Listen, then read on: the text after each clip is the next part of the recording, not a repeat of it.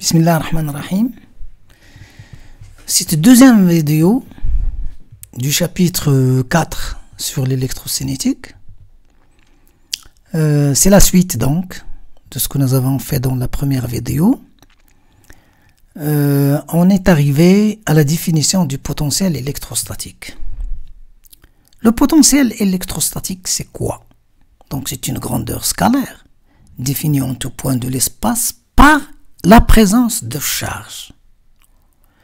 On va donc supposer que si l'espace est vide et qu'on amène une charge en un point quelconque, alors cette charge, il crée en tout point de l'espace une propriété dite potentiel électrostatique qui est une grandeur scalaire cette fois, même rôle que le champ électrostatique, mais le champ c'est un vecteur et ici c'est une grandeur scalaire, donc V de M donné par l'expression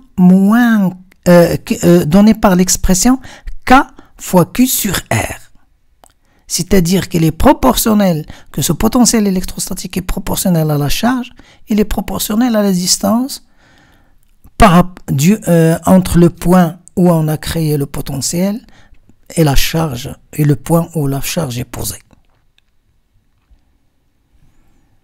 Plus une constante. Généralement, cette constante, elle est prise égale à 0. Pourquoi? Parce que cette constante est calculée lorsque le potentiel, si on est très loin de la charge, c'est-à-dire lorsque R est grand, c'est-à-dire à l'infini, à l'infini, la constante donc est égale à 0 parce que le potentiel égale 0. Loin de la charge ne modifie pas les propriétés des points qui sont très loin de la charge. Bien. Donc V de M s'écrit tout simplement K fois Q sur R. C'est une grandeur scalaire. C'est-à-dire 1 sur 4 pi epsilon 0 Q sur R. Pas de problème. Le potentiel V de M est exprimé en volts. Il est exprimé en volts. Symbole V. Pas de problème. Remarque. Comme V ne dépend que de R, alors D de V sur D de R est égal à moins KQ sur R carré. On peut alors écrire gradient de V est égal à D de V sur D de R U, c'est-à-dire que le champ électrostatique est égal à moins gradient de V. Le moins, il vient de ce fait, parce que D de V sur D de R est égal à moins KQ sur R carré. Donc, et ceci, c'est gradient. Donc, si je dois mettre moins gradient pour éliminer ce signe moins, et j'obtiens donc que le champ E est le gradient de la fonction scalaire qu'on vient de définir. Ceci, c'est la généralisation donc, parce que la charge ponctuelle ou bien une continuité de charge, toujours E est égal à moins gradient de V. Bien. Dans le cas où j'ai plusieurs charges dans l'espace, en tout point de cet espace, le potentiel, c'est la somme des potentiels créés par chacune des charges. Donc, c'est la somme des QI sur RI. Pas de problème. Maintenant, le condensateur. Le condensateur est un composant électrique formé par deux armatures qu'on admet qu'ils sont parallèles. Si on parle de condensateur plan, sinon il y a d'autres condensateurs sphériques, ainsi de suite, ou cylindriques. Alors, les armatures sont parallèles ou cylindriques ou sphériques, mais ils sont en influence totale. C'est-à-dire que la charge portée par une armature c'est l'opposé de la charge portée par l'autre armature. C'est-à-dire, si j'ai ici plus Q, alors ici, je dois avoir moins Q. De telle sorte que la somme des charges est égale à 0. Bien. Alors, le condensateur, quand il porte une charge Q, alors il y a une différence de potentiel entre ces bornes, entre A et B. Si j'appelle U le potentiel qui se crée lorsque le condensateur porte la charge Q, expérimentalement, on montre que la charge Q est proportionnelle à U. Et le coefficient de proportionnalité est noté C, appelé capacité de ce condensateur. C'est une caractéristique du condensateur. Elle dépend de la surface des armatures, de la distance entre ces deux surfaces et éventuellement du matériau entre les armatures. Bien. Cette capacité C est exprimée en farad, F. Donc, C est égal à Q sur U. Il est toujours égal à C à Q sur U. Si on a Q1 ici, alors je vais avoir ici moins Q1, et le Q1 que j'ai ici, je le divise par la différence de potentiel entre les bornes de ce condensateur et j'obtiens toujours C. C'est-à-dire que le rapport Q sur U est égal toujours à Q1 sur U1, ainsi de suite. Bien.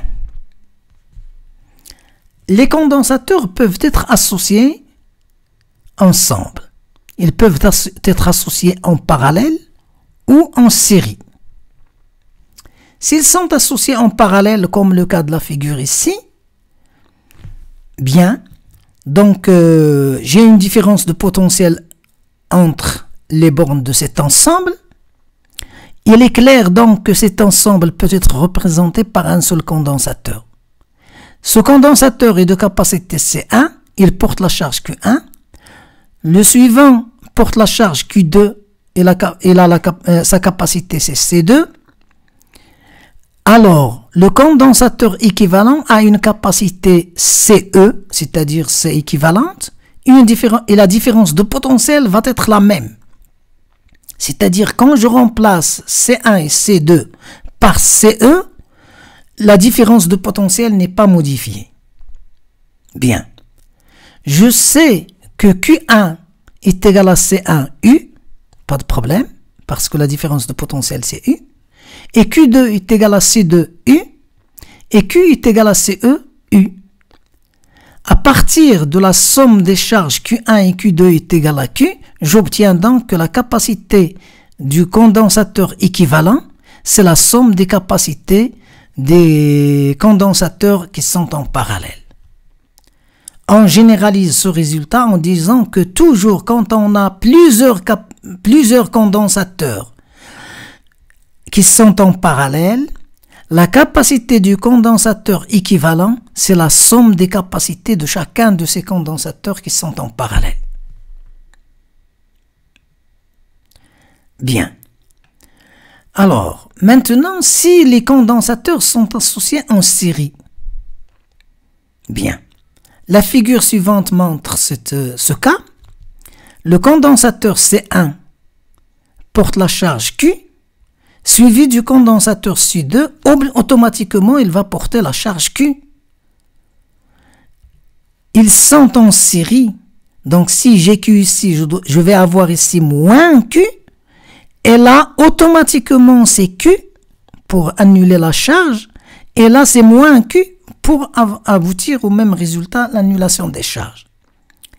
Et lorsque ce condensateur-là, C2, porte la charge Q, il a une différence de potentiel U2.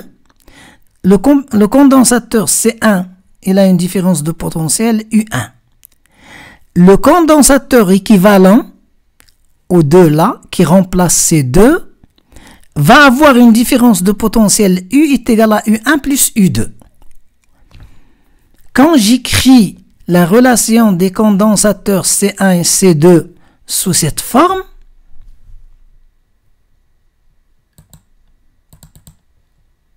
alors ici ce n'est pas CE, c'est C2. Très bien.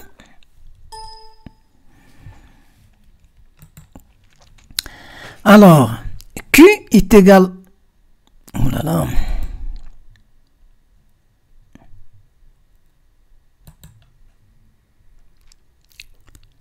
Je me suis trompé par modifier cette équation parce que Q égale C1 U1 et Q égale C2 U2. Pas de problème, c'est le même Q.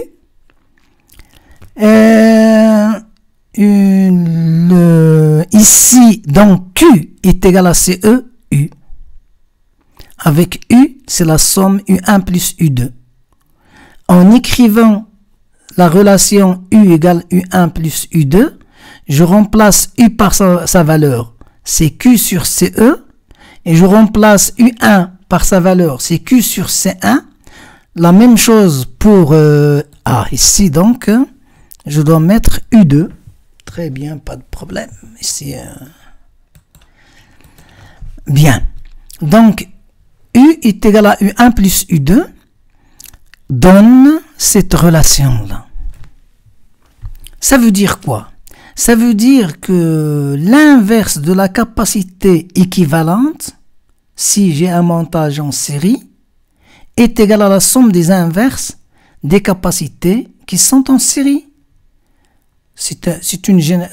On peut généraliser ça à plusieurs condensateurs qui sont montés en série. Si j'ai plusieurs condensateurs montés en série, alors la capacité équivalente la capacité du condensateur équivalent peut se calculer par une relation sous cette forme, c'est-à-dire 1 sur CE est égal à la somme des 1 sur CI. Bien. Voilà donc comment vous le savez, normalement ceci vous le savez pour les résistances, c'est l'inverse pour les résistances. Mais de toute manière, on doit se rappeler que pour les condensateurs montés en parallèle, c'est la capacité du condensateur équivalent est égale à la somme des capacités des condensateurs montés en parallèle. Ici, c'est l'inverse de la capacité du condensateur équivalent qui est égale à la somme des inverses des capacités des condensateurs montés en série. Très bien. Alors, un condensateur, il emmagasine une certaine énergie. Quand il porte la charge Q, alors il a une différence de potentiel entre ses bornes et il peut générer un courant. Alors, on dit qu'il a emmagasiné une énergie. S'il porte la charge Q, donc il a un potentiel U, et l'énergie est définie comme étant 1/2 de CU au carré.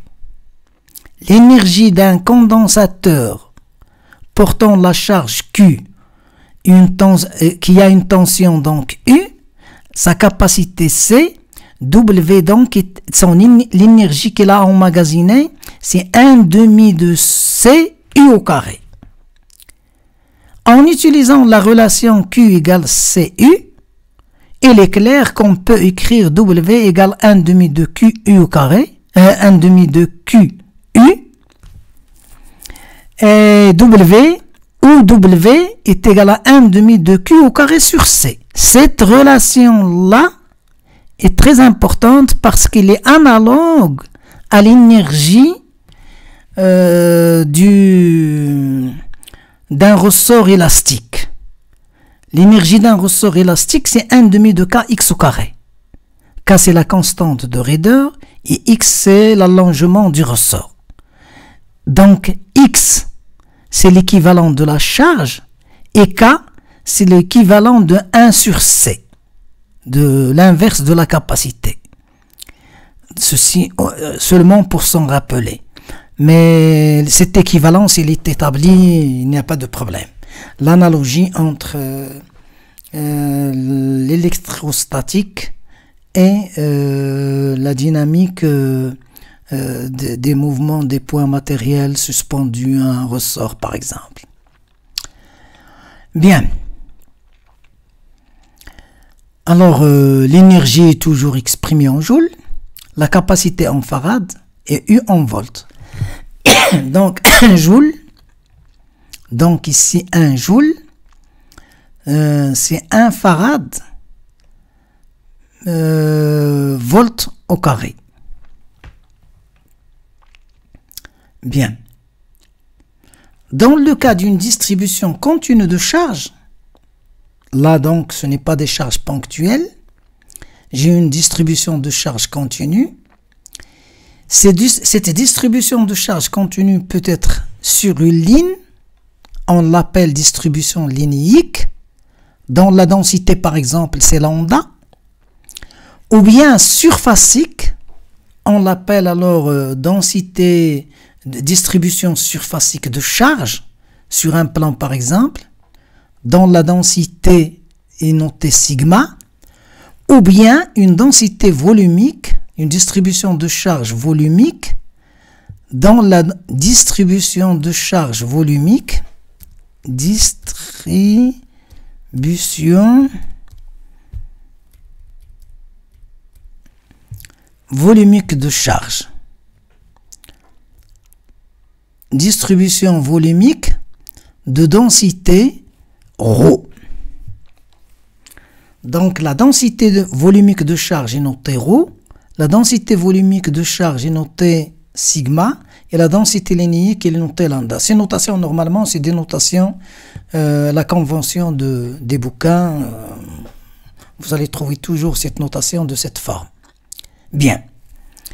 À quoi est égal donc, puisque la charge est continue, quand c'est discontinu, on fait la somme.